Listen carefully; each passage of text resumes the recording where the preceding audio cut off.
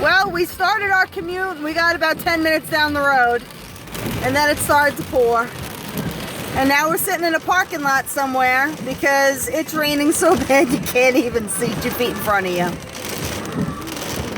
Welcome to Richmond, Virginia thunderstorms. I'll turn the wiper blades off.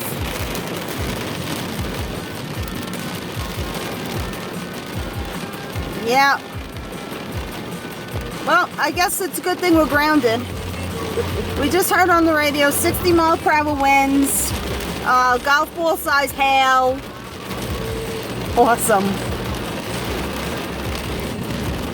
And there's the thunder.